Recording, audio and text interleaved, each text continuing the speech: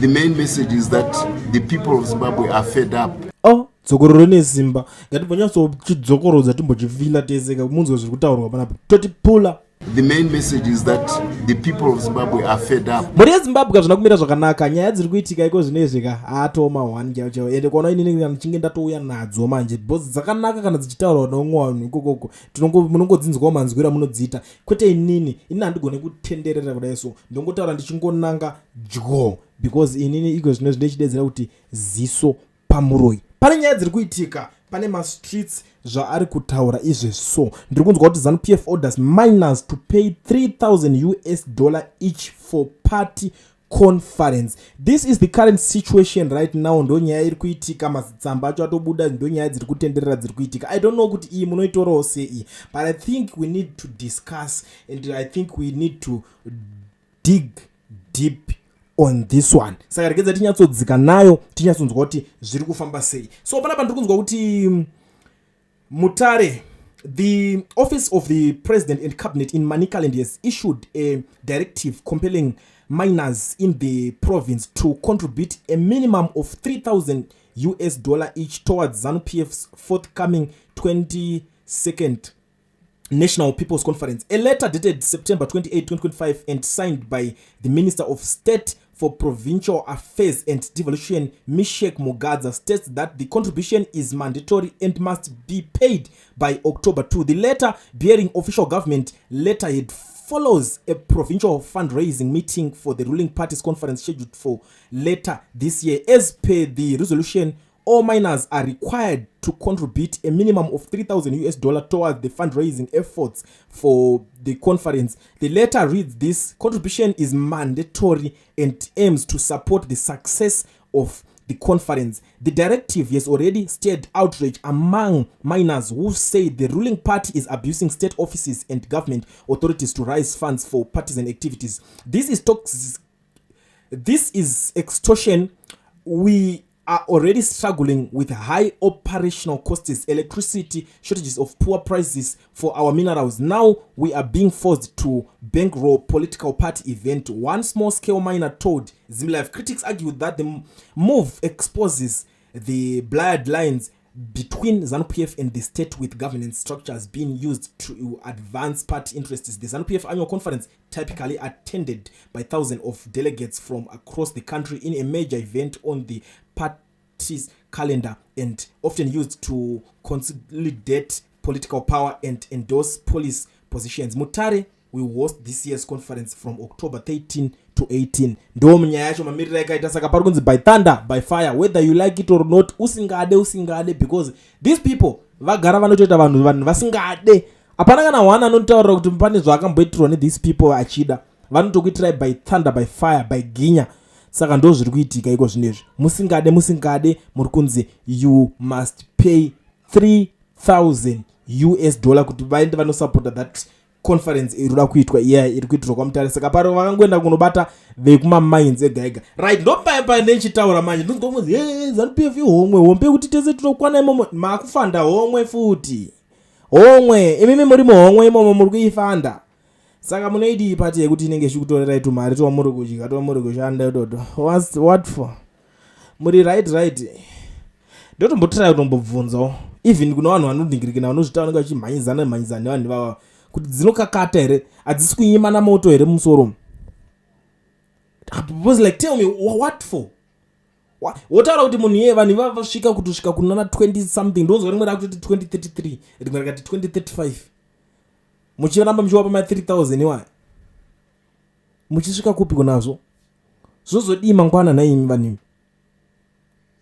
2033, 2035, muchingoramba muchingoisa mari chete. No, this is not right. Kuna vanhu vanofunga, but kana musingafungi it's okay. Pedzerana ikoko, ina hangu andamaini ikoko kunyika kwenyuko. Because tingatopedzera takutononga tuningina. But inini ndiri kungotaura kuti vanhu vacho vari kuita zvemamaini makadzungaira, muri madzungairwa evanhu, makadhiba. Endai munotora manotes pane zvakaitika paMount Darwin zuro apa. Vakomana vakasumuka vakataura kuti vachinzi masoja, vakanzi masoja masoja ani. Ndo type yevanhu vatakuda. Ukuti amuigirwe mabogas. Muchiudzwa kunzi mani ngingini vari kuningina ndizvo zvenyika. Like iko zvinezvi today nasi ndiri kunzwa kuti zvodi Mnangagwa apa masoja 102 vehicles Imagine Irabe today, Mnangagwa today handed over 102 vehicles to the Zimbabwe Defense Forces as part of a historic consignment. Over 700 vehicles set to strengthen the defense forces. The latest batch, which include buses for intra and intra-city movement, marks the first time Zimbabwe Defense Forces has received such a large allocation within a short time frame.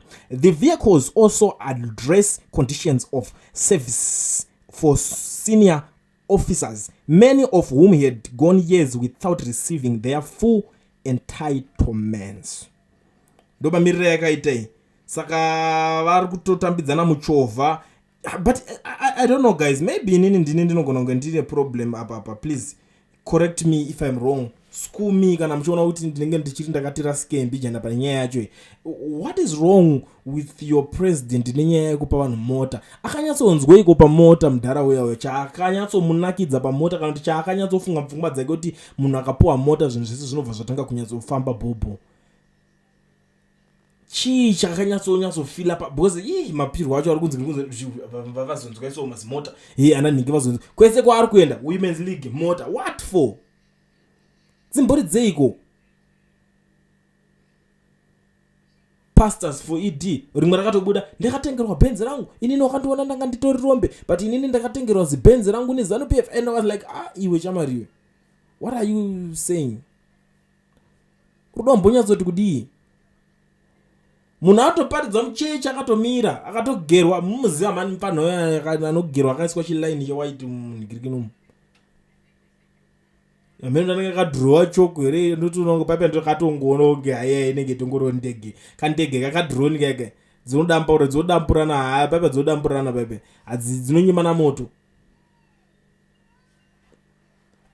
On front of church akamira ari pamberi pavanhu achivataurira kuti zvoni dai pasina Mnangagwa neZanupf dai ndisina chinhu. Waida kuwana chii? Magara vakangojera zvinhu zvengopuhwa mahara. Inini what I believe iyato bribe. Wese munhu akapuhwa mota ari kubribwa and uri kubribwa for something that is coming. Musafungidzwa muri kubribwa pane zvekumashure for something that is coming.